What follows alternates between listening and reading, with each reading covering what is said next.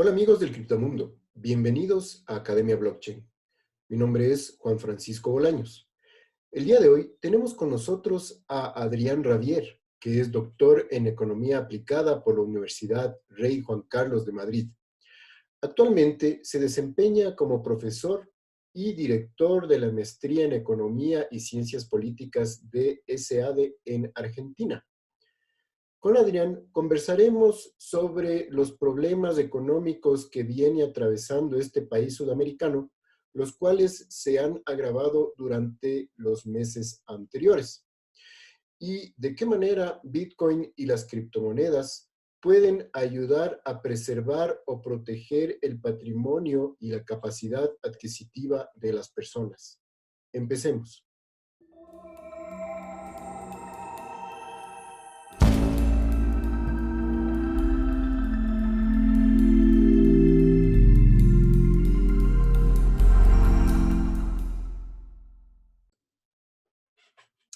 Hola Adrián, bienvenido. Es un gusto tenerte con nosotros en Academia Blockchain. Bueno, muchas gracias, Juan Francisco. Para mí es un placer estar en este espacio. Queríamos conversar contigo, especialmente teniendo en cuenta pues la situación que viene viviendo la Argentina desde siempre realmente, porque creo que la crisis económica es perenne, pero en todo caso, tal vez en los últimos meses han ocurrido algunos hechos que merecen ser comentados. Entonces, quiero empezar eh, y que nos cuentes acerca de la última crisis económica por la que está atravesando Argentina. Sé que han ocurrido ciertos hechos especialmente relacionados con el tema este de las primarias que hubo en Argentina y que eventualmente llevaría nuevamente al peronismo al regreso del gobierno, del poder. Bueno, déjame empezar con una referencia un poco más estructural y cultural, que es lo que pasa en Argentina, que yo creo tiene un nombre, y lo aprendí de Jesús Huerta de Soto, que es la estatolatría. Durante mucho tiempo las personas quisimos pedirle al Estado por trabajo, por salud, por todo. Hoy lo hacemos, hoy se lo pedimos al Estado. Argentina es un país con una fuerte estatolatría donde el Dios Estado se supone que nos puede proveer de todo. Y durante décadas, podemos empezar en 1960, pero mucho antes también, durante mucho tiempo hemos tenido un Estado gigante, un Estado que ha ido creciendo, un Estado que particularmente desde el año 2003 al 2015 con el kirchnerismo creció demasiado, pasando, para que tengan una idea, de un 25% promedio en relación al Producto Bruto Interno al 48% actualmente, que es un salto fenomenal, es prácticamente haber duplicado el tamaño del Estado sin recursos para poder sostenerlo en el tiempo. Nosotros hemos tenido, hay gráficos que muestran que desde 1960 en adelante Argentina siempre ha tenido déficit fiscal, quiere decir que el gasto público ha sido mayor que los impuestos que recaudábamos. Y eso te obliga a financiar la diferencia. ¿Cómo la financiábamos? Con más impuestos, por eso la presión tributaria en Argentina es récord y es agobiante. Es una mochila que le cargan las empresas que las hacen poco competitivas. También hemos emitido dinero, y al emitir moneda desde el Banco Central hemos generado grandes procesos inflacionarios e hiperinflacionarios, y también hemos tomado deuda interna y externa, lo que nos lleva siempre a una crisis de la deuda, que es una manera del mercado de decirle basta, de poner un límite a la expansión del Estado mediante el financiamiento de la deuda. En este último ciclo, que arranca con el kirchnerismo por un fuerte estatismo y una ampliación del tamaño del Estado, como decíamos antes, Macri, Mauricio Macri, con su gobierno de Cambiemos, ese es el nombre que lleva en Argentina, se pretendió salir de un enorme desequilibrio fiscal, monetario y cambiario. Entonces, por el desequilibrio fiscal había excesos de emisión de moneda que generaban inflación, y ese desequilibrio monetario también terminaba en un desequilibrio cambiario, con un atraso cambiario. A ver, para que la gente lo entienda, durante más de una década, Argentina fue acumulando niveles muy altos de inflación. Ahora, los precios subían muy rápido, pero el tipo de cambio y las tarifas de los servicios públicos, luz, agua, gas, teléfono, se quedaron atrasados respecto del resto de los precios. Entonces, era muy barata la luz, era muy barato el gas, era muy barata el agua corriente, muy barato la cloaca, los servicios que se pagaban, y era muy barato el dólar. Que el dólar sea muy barato hace que importemos grandes cantidades de bienes. Los argentinos nos vamos a a Chile y nos volvemos con televisores porque nos parecen que están regalados. Los argentinos nos vamos de turismo a Brasil, a Uruguay, a Miami, a Europa, porque el dólar está regalado, está muy barato y entonces nos íbamos de vacaciones a esos lugares. Y ahí es donde llega Cambiemos, con estos tres grandes desequilibrios. ¿Qué hace Mauricio Macri? Empieza a corregirlos, pero no con un shock, que tendría que haber sido una medida de 100 días, con una reforma integral del Estado para corregir los grandes problemas del país, sino con un gradualismo. Por 4 años se iban corrigiendo gradualmente algunos de estos problemas. Y ahí se habla de una inconsistencia entre lo monetario y lo fiscal. Desde el punto de vista monetario, hubo reglas, hubo metas de inflación, hubo intentos por controlar la cantidad de dinero, pero desde el punto de vista fiscal siempre había déficit y había que buscar una manera de financiarlo. El gobierno tomó deuda y cuando recibe la deuda en dólares tiene que convertirlo a pesos. Entonces esa deuda se la vendía al Banco Central, el Banco Central emitía pesos, acumulaba reservas, porque empezó su gobierno con reservas cero y terminó con más de 70.000 millones de dólares de reservas. Ahí habría que aclarar cuestiones de reservas brutas y netas y demás, pero bueno, es un concepto técnico. Pero la idea es que se acumularon reservas mediante deuda, y esto hizo que lluevan más dólares a la Argentina y que el dólar siga atrasado. Cuando vino la sequía, ya en 2018, la sequía del campo, que no generó dólares, y eso fue mezclado con el sudden stop, que es un corte repentino del crédito internacional, con Estados Unidos subiendo la tasa de interés, o la Reserva Federal. Eso hizo que de repente el dólar pegue un salto fenomenal. Y subió de 17 pesos a 23, a 28, a 31, a 33, a 38, a 41, después bajó a 38, después subió a 45, y ahí estaba, contenido en 45 pesos, y venían las elecciones. Si ganaba Mauricio Macri con Cambiemos y continuaba su política económica, el escenario parecía ser relativamente optimista, porque ya para 2018, ya para 2019, para mediados de 2019, empezaba a haber un rebote de la economía, empezaba a haber equilibrio fiscal primario, se habían corregido, el tipo de cambio ya estaba mucho más alto y no teníamos el atraso cambiario previo, entonces la situación era más o menos manejable. Pero lógicamente después de 3 años y medio de ajuste fiscal, de ajuste en las tarifas de los servicios públicos, donde se quintuplicó el precio de la luz, del agua, del gas, del teléfono, etc., la gente en las urnas castigó al gobierno y optó por el gobierno de Alberto Fernández, al menos en las PASO, al menos es lo que se puede ver en esa gran encuesta que fueron las PASO, que son las primarias, y a partir de ese escenario, al lunes, o sea, el viernes anterior a las PASO, la bolsa había crecido 7%, el lunes posterior a las PASO, la bolsa había caído 50% en dólares. El escenario posterior nos está mostrando un escenario muy pesimista, el mercado aceptó las pérdidas y vendió todas las acciones, todos los bonos para salir del mercado, y eso generó un costo muy alto. Bueno, han caído las acciones, han caído los bonos, incluso han caído por debajo de los precios de default, dicen algunos analistas, con lo cual hay personas ahora recomprando los bonos y las acciones, pensando que si llegan a recuperar, si Alberto Fernández gana y no es tan malo como se creía antes, entonces podrían recuperar valor y hay oportunidades de inversión y hay toda una discusión en torno a ello. Pero claramente acá se han dado una serie de factores, que es la gran herencia del gobierno anterior, del kirchnerismo, sumado a ese gradualismo, donde no se intentó corregir todo de golpe, sino de a poquito, y la realidad es que el contexto internacional se endureció en un momento, lo que hizo, sumado a la sequía y a otros factores, como la guerra comercial entre Estados Unidos y China a principios de 2019, son elementos que a una economía tan debilitada como la Argentina, por sus grandes desequilibrios, la choquean, la golpean y la hacen tener los sacudones que ustedes ven a nivel internacional. Ahora, el gobierno ha anunciado ciertas medidas de controles cambiarios, como este tema de la pesificación, digamos, de los dólares que las empresas o los individuos que se dedican al comercio exterior y reciben los pagos, ¿no es cierto?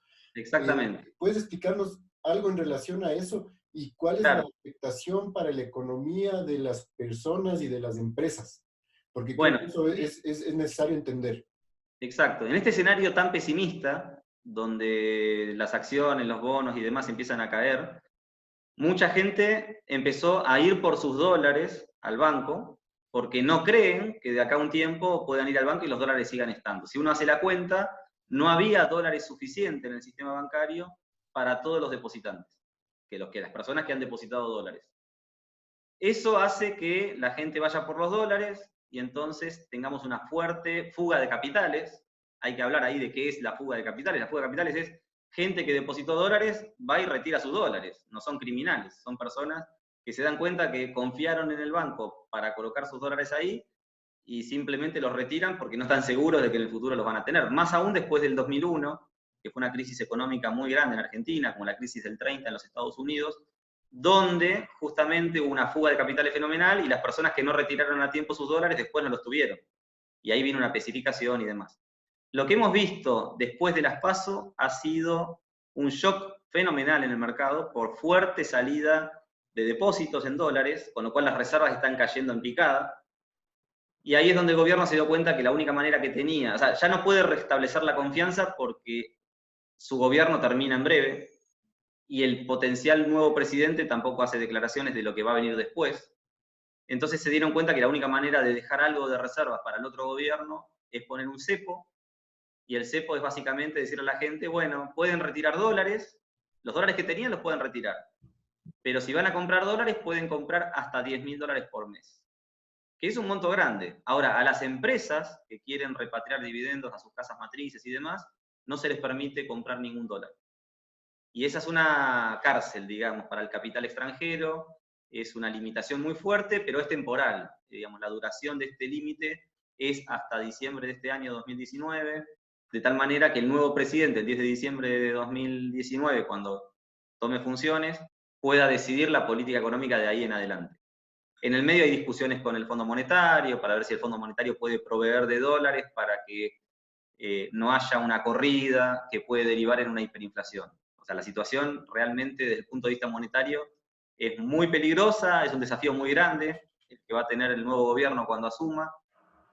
Y hay que decir, la realidad es que si lo que ocurrió en Argentina con este movimiento masivo de la gente a retirar sus depósitos ocurriera en cualquier sistema de cualquier país del mundo, me refiero a Chile, Colombia, cualquier país que no sea Estados Unidos que puede imprimir dólares, la crisis del sistema bancario sería muy similar a la que tiene Argentina o mucho peor, porque la Argentina tenía una gran cantidad de reservas como para responder a esa enorme demanda de liquidez de la gente, y no todos los sistemas, no todos los países tienen esa enorme liquidez para poder responder a todos sus depositantes al mismo tiempo. Esto fue una corrida bancaria, como se trata en los libros de texto, y bueno, en Argentina hemos visto que el sistema hasta ahora pudo responder, pero si la sangría de reservas continuaba, finalmente te quedabas con 0 reservas, con lo cual la moneda, el peso, la demanda por el peso cae en picada, entonces vale nada. Y si el peso no vale nada, tenés una hiperinflación en pesos. Lo que estamos viendo ahora en Argentina es una dolarización espontánea, donde toda la gente cambia sus pesos por dólar, salvo que tenga que pagar impuestos o que tenga que ir a pagar algún gasto en el día a día, que se paga todo en pesos, pero no hay persona, digamos, que tenga sus depósitos. Bueno, hay mucha gente con depósitos en pesos, y de hecho el Banco Central, los bancos, ofrecen buenas tasas de interés para tratar de que la gente no vaya toda al dólar. Por eso las tasas están altísimas, arriba del 80, del 90%, arriba del 70%, en términos nominales, ¿no? Porque cuando uno descuenta la inflación, que debe estar arriba del 60% para este año, ya la tasa de interés real es un poco más baja. Pero la situación está claramente, es un gran desafío para quien tenga que tomar decisiones de política pública en lo que viene. Justamente yo quería ir para allá. ¿Por qué piensas tú que el gobierno argentino no opta por dolarizar la economía? Partiendo de la premisa de que, bueno, yo soy ecuatoriano, vivo en Ecuador, y la economía ecuatoriana se encuentra dolarizada desde hace 20 años, porque efectivamente ocurrió un fenómeno económico muy similar al que tú nos estás relatando el día de hoy. En ese entonces la gente dejó de confiar en la moneda local, en el sucre, porque perdía agresivamente su capacidad adquisitiva. Y la gente comenzó a atesorar dólares, tanto en sus casas como en el banco. Y en ese momento el gobierno y la banca lo que hicieron es de elevar drásticamente las tasas de interés. No me equivoco, creo que llegaron al 120%. Pero esa medida no fue suficiente porque no restituyó la confianza de las personas en la moneda local. Hubo una crisis bancaria, la mitad del sistema financiero quebró, hubo un corralito, incautación de depósitos de la gente, muy similar a lo que ocurrió en Argentina en ese momento. Y el gobierno en ese momento, al darse cuenta que no tenía otra salida, dijo, a partir de tal fecha la economía está dolarizada y todos los depósitos en moneda local, luego de la incautación, lo que quedó, se van a transformar automáticamente a dólares a un determinado tipo de cambio. Y desde ese entonces, a pesar de los manejos irresponsables de políticas económicas de todos los gobiernos que hemos tenido en los últimos 20 años, que han sido muchos, pienso que el dólar ha sido el salvavidas de la gente común y corriente porque le ha permitido contar con una moneda que no se deprecia tan agresivamente como las monedas locales a las que estamos acostumbrados los latinoamericanos. Sí, mira, coincido contigo. Hoy justamente puse en Twitter una nota que publiqué en 2013, donde el tipo de cambio estaba en 10 pesos por dólar en la Argentina, y yo sugería dolarizar a 15 pesos por dólar. Había hecho las cuentas y se podía reemplazar todos los pesos que circulaban en la economía por los dólares que había en existencia y podíamos llegar a una convertibilidad o a una dolarización de 10 pesos por dólar, con lo cual adoptábamos la dolarización y nos ahorrábamos todo lo que ha pasado después, ¿no? Era un llamado, si se quiere, al gobierno que asumiera en 2015, que fue el de Mauricio Macri, donde se habló poquito de dolarización y hubo muchas voces en contra.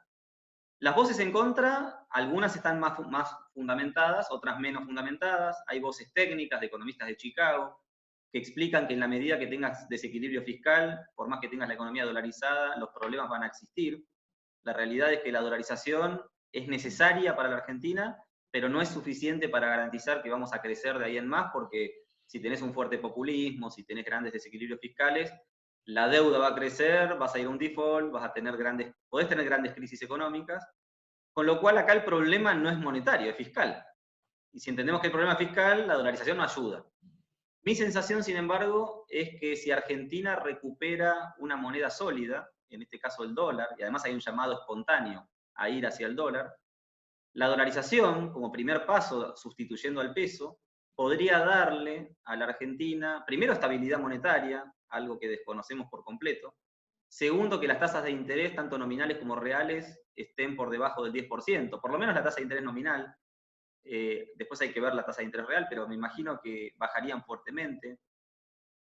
Tendríamos cero riesgo de devaluación, por eso digo que las tasas de interés van a bajar fuertemente. Tendríamos, gracias a las tasas de interés más bajas, un shock de inversión enorme, porque muchos flujos de inversión que hoy te llevan a pérdida, van a empezar a ser rentables. Entonces va a haber más inversión, más actividad económica, más crecimiento. No hay duda de las bondades de la dolarización. El problema, dicen algunos, es que te quedás sin política monetaria, que perdés el señoreaje, que para la historia argentina son detalles, porque más que señoreaje, cuando uno mira el costo que ha sido tener moneda propia tan mal administrada, o sea, desde 1935 el Banco Central de la República Argentina nos ha impuesto una inflación anual promedio de más del 50%. O sea, es realmente un desastre la administración de la moneda en la Argentina. Pensar que a futuro vamos a tener una moneda sólida, con buena administración, y más con el kirchnerismo como parte del gobierno que viene, si es que finalmente las elecciones muestran lo mismo que en las PASO, es realmente una ingenuidad total. O sea, realmente o vamos a seguir con inflación por décadas, o realmente vamos a dar un paso hacia adelante, hacia la dolarización, que es lo que pide la gente, que es lo que está pasando ahora, y vamos a tener una moneda sólida que va a ser la base de una nueva Argentina que tiene que ocurrir. La dolarización, por supuesto, a ver, con Nicolás Kachanowski en el año 2015, y después de esa nota que comentaba en 2013 con Nicolás Kachanowski es doctor en economía en Suffolk University en Boston, y después ahora es profesor en Denver, de varias materias de macroeconomía, teoría monetaria, econometría y demás. Hicimos una propuesta formal de cómo dolarizar, cuál es la transición que hay que tomar para poder dolarizar. Y bueno, en esa propuesta creo que están todos los detalles, está traducido al español, está en inglés en una revista como el Independent Review, que es una buena revista académica, y están todos los detalles de las medidas que hay que tomar para poder dolarizar. Pero nosotros le pusimos a esa propuesta o a esa reforma monetaria dolarización flexible, porque en realidad lo que proponemos es, en una primera instancia, cambiar los pesos por los dólares, pero al minuto siguiente habilitar a la gente a que maneje la moneda que quiera. que haya en términos hayekianos una competencia de monedas. Entonces, pueden adoptar el peso, pueden adoptar el peso chileno, pueden adoptar el real, el euro, el dólar, el bitcoin o todas las criptomonedas, que compitan entre sí y que la gente opere en la moneda que quiera, que hagan los contratos en la moneda que quieran. No se trata de imponer el dólar, para aquellos que están preocupados por una amenaza yanqui en Argentina, que vengan a imponer el imperio y demás. Se trata de abrir la puerta a darle libertad de elegir, en términos de Milton Friedman, libertad de elegir la moneda que quieran. Y esa moneda no la decidimos nosotros, la decide la gente. Ahora, en primera instancia, reemplazar los pesos por aquello que hay en reserva del peso en el Banco Central, que son dólares, me parece una medida necesaria, porque en la medida que el peso siga existiendo, por más que se está destruyendo su demanda y por más que va a desaparecer, aunque no queramos que desaparezca, en Argentina ya tenemos una larga historia, un largo prontuario de destrucción de moneda propia, el peso tiende a desaparecer en el futuro inmediato, o a perder varios ceros, que es equivalente. Bueno, se trata de cambiar los pesos por dólares y al día siguiente que la gente elija la moneda que requiere.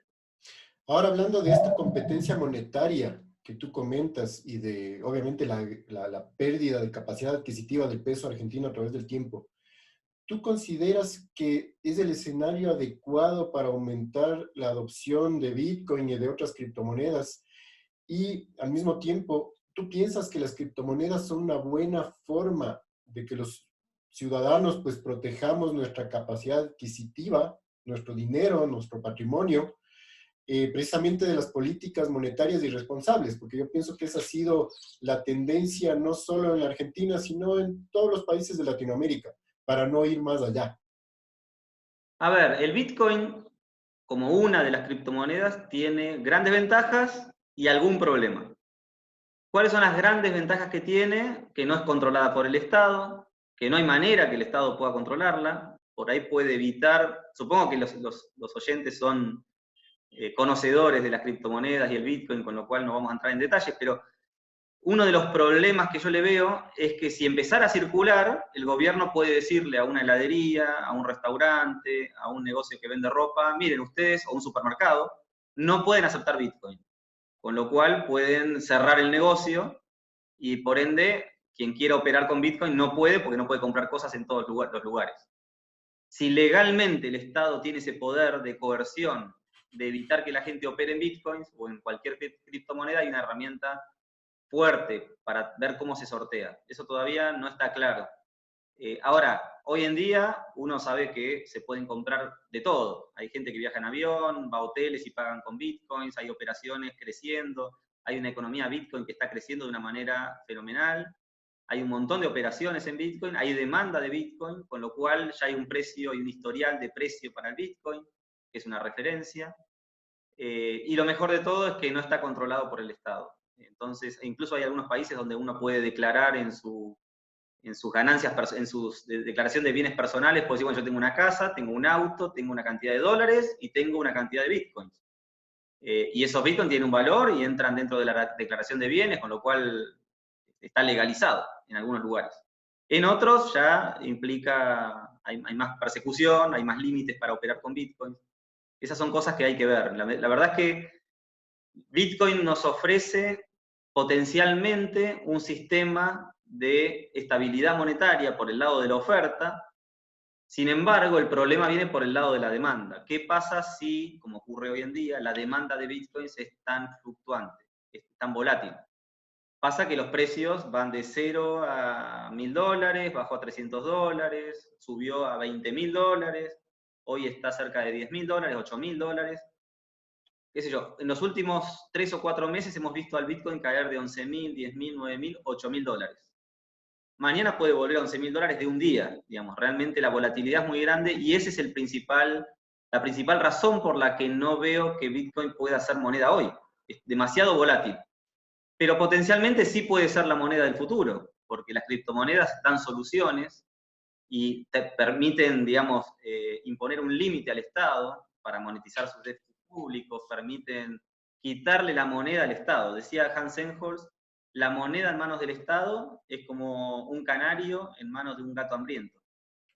es real, o sea, no hemos visto bancos centrales que funcionan realmente con independencia. El gobierno, el poder político siempre pone sus manos sobre la moneda.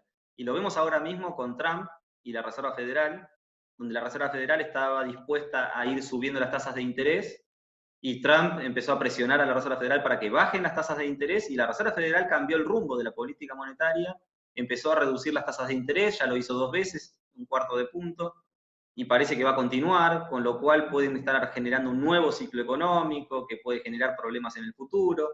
Y cuando venga ese nuevo ciclo, esa nueva crisis, como tuvimos una en 2008, yo creo que puede haber una fuerte demanda para las criptomonedas, en particular para el Bitcoin, porque cuanto más débil se muestre el sistema financiero internacional, y no hay duda que es muy débil, el sistema de administración de la moneda por medio de bancos centrales, yo creo que la demanda por el Bitcoin, la posibilidad de que finalmente gane la batalla y ocupe un lugar en la demanda de dinero de la gente para utilizarse como moneda, es cada vez más grande. Y si en el futuro tomamos al Bitcoin como moneda, me parece que ahí puede haber una gran oportunidad de terminar definitivamente con la inflación, de terminar con los ciclos económicos, de tener un sistema mucho más sólido. Pero bueno, ahí ya entramos en un debate más complejo, porque no es el Bitcoin solamente, tenemos al Ethereum, tenemos, bueno, muchos otros sistemas monetarios basados en modelos de criptomonedas que abren un debate. No sé si va a ser el Bitcoin, o va a ser el Ethereum, o va a ser otra moneda, la que gane la batalla de cuál es la mejor moneda y cuál tiene la mejor regla monetaria. A partir de ahí juega la demanda de la gente, pero me parece, y acá estoy haciendo quizás un poco de futurología, que el futuro de la moneda está en las criptomonedas. Y creo que Bitcoin siempre va a ser una moneda que va a participar de esa competencia y que se va a ganar un espacio, de hecho ya lo tiene. La economía Bitcoin ya es bastante más grande que la de muchos países del mundo, porque si uno toma en cuenta la cantidad de Bitcoins por su precio, tenemos un mercado gigantesco comparado con países enteros, ¿no? Con lo cual hay una economía Bitcoin que ya existe, que ya es importante, que no se puede desmerecer. Y bueno, en 2033 en adelante, cuando veamos que la oferta monetaria ya es estable, porque no se van a crear más Bitcoins o va a ser asintótico, lo que vamos a tener es estabilidad por el lado de la oferta. Y esto nos tiene que recordar a lo que fue el patrón oro en el pasado. El patrón oro tenía la imposibilidad del gobierno de crear oro, con lo cual, como no podían crear oro, la oferta era estable, y en la medida que, o sea, hoy vemos el oro con mucha volatilidad por el lado de la demanda, no por el lado de la oferta. Entonces, como pasa con el Bitcoin, pero si en algún momento la demanda de Bitcoin, como ocurrió en el pasado con el oro, se estabiliza, vas a tener estabilidad monetaria y un sistema muy sólido que va a ser muy difícil sacárselo a la gente. Entonces, mi sensación es que en las criptomonedas, no sé si en el Bitcoin o en otras monedas, está el futuro del dinero, y que los bancos centrales han sido una pésima idea. Digamos. Siempre recuerdo un trabajo de Larry White y George Selgin, y un autor cuyo apellido es Lastrapes, no sé cómo se pronuncia, que explican, dice, la Reserva Federal se creó con 3 objetivos, igual que todos los bancos centrales del mundo. Esos 3 objetivos eran estabilidad monetaria, pleno empleo, garantizar el pleno empleo y suavizar los ciclos económicos. Si uno toma la Reserva Federal y compara con el patrón oro previo en Estados Unidos, lo que vemos es que había menos inflación antes de la creación de la Reserva Federal, había menos ciclos económicos, o eran más distanciados uno de otro, y había pleno empleo. Entonces, la verdad es que los bancos centrales, esto es hablando de la Reserva Federal, imagínense si hablamos del Banco Central de la República Argentina o del Banco Central de Venezuela, ¿no? Ya, la comparación post y pre Banco Central, obviamente es muy a favor del sistema previo a los bancos centrales. La realidad es que tomando al mejor banco central del mundo, como puede ser la Reserva Federal, porque hoy vivimos en un patrón dólar por la estabilidad que de alguna manera nos ha brindado el dólar, ese sistema es mucho más inestable y genera muchos más costos que lo que en el pasado generó el patrón oro. El Bitcoin, yo creo que es el Bitcoin o las criptomonedas vienen a ofrecer, algunas criptomonedas, un modelo basado, al menos en la idea, de lo que fue en el pasado el patrón oro.